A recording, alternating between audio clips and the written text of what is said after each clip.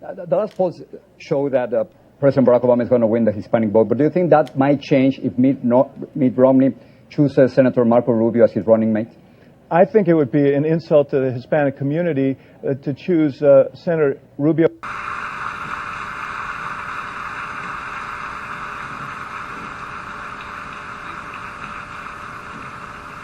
Thank you. Thank you, Senator Martinez. Muchas gracias por esta oportunidad de estar con ustedes en el día de hoy. Se lo agradezco. Muchas gracias al senador por vender el libro. Thank you for Senator Martinez for showing my book, which is available at Amazon for $16.99. Thank you. I appreciate that very much. Quiero dar unas palabras en español brevemente antes de empezar el discurso, por darle las gracias, primero por venir a la Florida y tener su conferencia aquí de NALEO. Hace 5 años que NALEO vino acá al centro de la Florida. Yo creo que en este mismo sitio, y los unimos para hablar los temas de aquel entonces. En pocos momentos voy a hablar también sobre dónde estamos hoy, y me sorprende, pero desafortunadamente nos encontramos que la mayoría de los temas que eran temas en aquel entonces siguen siendo temas en el día de hoy. Que ninguno de los temas que que existían en esa conferencia se han resuelto a nivel federal. Y vamos a discutir eso en unos momentos, pero quería reconocerlos a todos ustedes y darles las gracias por escoger la Florida para esta conferencia.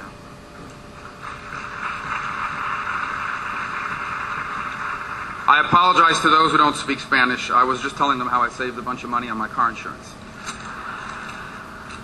Thank you. So I wanted to talk to you today, and I thought, well, one of the things that frustrates me sometimes is that when people speak to Hispanics and Latinos, they only want to talk about immigration. And the point that I make is immigration is a very important issue in the Hispanic community. But the vast majority of us do not wake up in the morning and think about immigration all day. We wake up in the morning and have the same worries, the same hopes, and the same fears as everybody else in this country. We worry about making payroll on Friday. We worry about balancing our family's budget at the end of the month. We worry about the schools that our kids go to. We worry about whether tomorrow will be better for them than it's been for us. And that's what I wanted to concentrate on here today when I came to speak to you. But I won't necessarily limit myself to that, because I think that both my head and my heart tell me that today, perhaps we are as close as we've ever been to a critical turning point in the debate about immigration. And so I've abandoned my hopes of only talking about the economy and jobs, as important as that may be for one moment and one day, in the hopes of speaking frankly to you about the issue of immigration, what I've learned in my year and a half in the Senate, and what I hope can happen moving forward. The first thing I learned when I got to the Senate is no one wanted to talk to me about it. There were too many scars, too much pain. Too many people had been beat up by what had happened 4 or 5 years before. I tried to raise the issue and people would say, look, I just don't want to go there again. I tried that 5 years ago. I tried that 3 years ago, and all I got was grief. That's the impression I got when I walked into the Senate. And I want you to know, it wasn't just Republicans. It was senators who had been burned by the way this issue was discussed and approached, and just really didn't want to talk about it anymore. That's what I first learned. The second thing I've come to realize is how truly complicated this issue has become. This is not a simple issue. Both sides like to talk about this issue like it's an easy yes or no answer. It's much more complicated than that. And those of us involved in the debate need to start to recognize that openly, that both sides of it raise valid points. The people who are against illegal immigration and make that the core of their argument view it as only a law and order issue, but we know it's much more than that. Yes, it is a law and order issue, but it's also a human issue. These are real people. These are human beings who have children and hopes and dreams.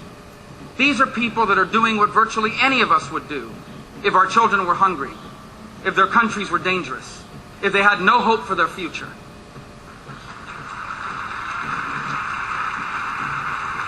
And too often in our conversation about immigration, that perspective is lost. Who among us would not do whatever it took to feed our children and to provide for them a better future? And yet the other side of the debate is equally guilty of oversimplifying it. Illegal immigration is a real problem. It is not an illegitimate problem. It is real. It has consequences. One of the great untold stories in America today is that no community understands that better than ours. It is Latinos, it is Hispanics who see the impact of illegal immigration up close and personal, both the human element of it, but also its costs and the burdens that it places on our society in places where it's uncontrolled. We also need to begin to recognize that we are an extremely generous country. 1 million people a year immigrate to the United States legally. There isn't any country in the world that comes close to that. We need to recognize that there are probably 50 million people, including many in Latin America, maybe your family members, who are waiting to come here legally. Every single day in my offices here in the Senate, I have people come in and say, my mom has been waiting, my sister has been waiting for 15 years. They've paid the fees, they've waited their turn. What's our message to them? Come illegally, it's cheaper and quicker? That's not an answer either. Last but not least, there's this notion that sometimes I feel like people are demanding their rights. The truth is there is no right to illegally immigrate to the United States. And when we talk about illegal immigration, it's not about demanding rights. It's about appealing to the compassion of the most compassionate nation in the history of the world. Why is this issue simplified? I'll tell you right now, because it is powerful politics. It is a powerful political issue. I have seen people use it to raise money. I have seen people take the legitimate concerns about illegal immigration and turn it into panic, and turn that panic into fear and anger, and turn that anger into votes and money. I've also seen people go in the other direction. Anyone who disagrees with their ideas on illegal immigration is anti-immigrant and anti-Hispanic. That's ridiculous. It's ridiculous. Everything is about politics. I've seen it firsthand. 3 months ago, I came up, I started to work with some of my colleagues on a concept. How can we accommodate children that are in this country through no fault of their own, undocumented? And how can we do it in a way that unites us, not divides us? How can we do it in a way that honors our legacy as a nation of immigrants, but also as a nation of laws? And I proposed some specific ideas, and I publicly talked about it. The reaction from many on the left was an immediate dismissal. I saw people say on the left that I was proposing a new 3/5 compromise, hearkening back to the days when a slave was only 3/5 of a person. I was accused of supporting apartheid. I was accused of supporting a DREAM Act without a dream. Of course, a few months later, the president takes a similar idea and implements it through executive action, and now it's the greatest idea in the world. I don't care who gets the credit. I don't. But it exposes the fact that this issue is all about politics for some people. Not just Democrats, Republicans too. The proof is, after actions last week, all the questions are about what a brilliant tactical move it is. Not from you, but from the people who cover politics. All they want to talk about is, well, what does this mean for the election? What does this mean politically? Wasn't this a brilliant political tactic? I guess if this is what this issue is about to you, then maybe it was. But I wasn't looking for a talking point. I wasn't looking to influence the election in November. I was looking to help these kids that I've met. These aren't kids I've read about in the newspaper. These are people that I have met, who came here when they were 5, who didn't even know they were undocumented until they applied to go to college, who are valedictorians of their school, who want to be molecular biologists, who got accepted to an Ivy League school, and we're going to deport them in a country that needs more molecular biologists. That's what it was about for me. That's still what it's about for me. And only if it's about that will this ever get solved. As long as this issue of immigration is a political ping pong that each side uses to win elections and influence votes, I'm telling you, it won't get solved. Because there are too many people that have concluded that this issue unresolved is more powerful. They want it to stay unresolved. It's easier to influence elections. It's easier to use to raise money. The only way to solve it is a balanced approach that recognizes that this is complicated. And I think the way you have to do it is you have to approach it, number one, by understanding that we have to win the confidence of the American people back. The confidence that we're serious about discouraging illegal immigration in the future. And that's why enforcement processes are important as part of any reform. But I also think we have to reform our legal immigration system. I tell people all the time, the single greatest contributor to illegal immigration is a burdensome, bureaucratic, and complicated legal immigration process. There are millions of people in this country that would go back home if they thought they could come back next year again to work in their seasonal jobs. And I know of no one that wouldn't rather immigrate legally if they could afford it. There are some people that are out of status through no fault of their own. Someone told them they were an immigration lawyer and they gave the guy a $5,000 check. And the guy vanished. And now they're undocumented. It's complicated. If we are able to reform and modernize our legal immigration system, if we can win the confidence of the American people back, we're left with the issue of millions of people that are still undocumented. And the great question then is, well, what do you do about them? And I've talked about what you do about the kids. What about everybody else? Here's the truth. If we're honest with ourselves, we don't know yet. Because it's not easy. I know we're not going to round up and deport 12 million people. I know we're not going to grant amnesty to 12 million people. And somewhere between those two ideas is the solution.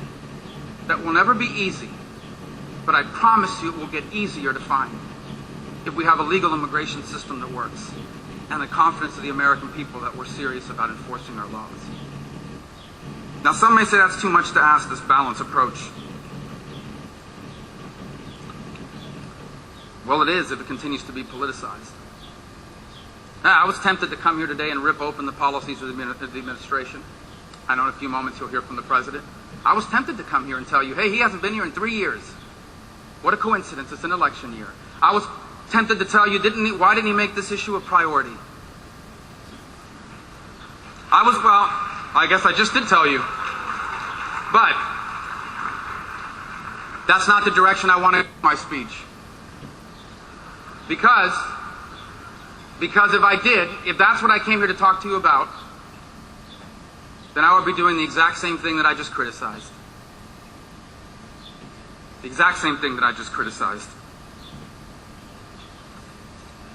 So is it possible for us to reach that point? Let me close by telling you why I think we should, and we must. I really rely on a story I recently learned of. I didn't know this story before. I recently learned of it. It's the story of an elderly man came to the U.S. legally and then decided to go back to his country because he was a little discouraged by the way things were here, and he decided to go back to his country again. And then after a few years there, things weren't going well, and he decided to come back. Now, I don't know this for sure, but when he came back to the United States, I think he thought that since he had come in legally once before, he was still able to re-enter. But he was wrong.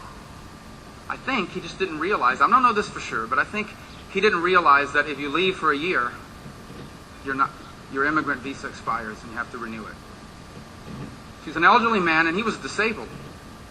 He didn't speak any English.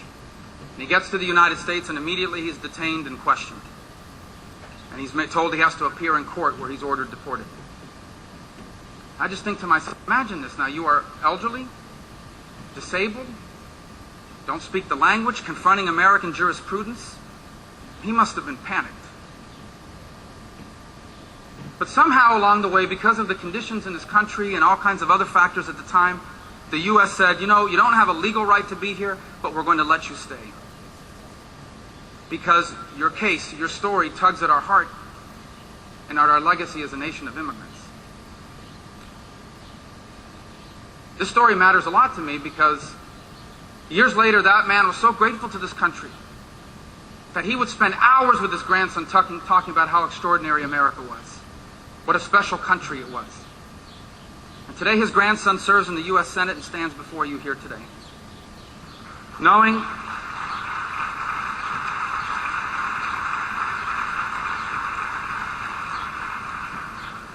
that we have in the past been a nation that's been able to balance our laws and our compassion, our desire to live in a nation of laws, but also to have a nation of immigrants. And so I close by asking you, how did we ever get to this point? How can immigration be a controversial and divisive issue in a nation of immigrants? How can a country built by people that came from everywhere else be so divided over who gets to come here now? And maybe the best way to begin to confront it is to remind ourselves of who we are and how tightly wound it is into the essence of our greatness. The Statue of Liberty is often seen as a symbol of immigration. That's not why it was built. Statue of Liberty was not built as a symbol of immigration. It was built as an ode to the Republicanism, not Republican Party. Although some people claim, but I'm kidding. But the reason why it became a symbol of immigration is because immigrants from Europe, when they would come into Ellis Island, would sail right past it. And the first thing they would see about America was that statue. And at the turn of the last century, there was a poem that was written and inscribed onto a plaque there that I think reminds us of who we were, of what makes us different, and of who we must remain. When I read those words, I'm reminded of the journey my own parents took, of people who were desperate to provide their children a life better than theirs, of making sure that every opportunity they did not have would live in the lives of their children and grandchildren. This sentiment exists among people all over the world, but only here in our country has that dream become reality time and time again. And so let us remind ourselves once again of the words of that poem, which call to us and say and to answer the simple question of what do we love more? Do we love our parties more than our country? Do we care about the next election more than we do about the future? Are we still that beacon of hope to the world? Are we still the country our parents found when they came here? Or will our children inherit a different one more like the rest of the world? Are we still the nation that believed in these words? Keep ancient lands, your storied pomp, cries she with silent lips. Give me your tired, your poor, your huddled masses yearning to breathe free. The wretched refuse of your teeming shores. Send these, the homeless, the tempest-tossed, send these to me. I lift my lamp beside the golden door. Thank you.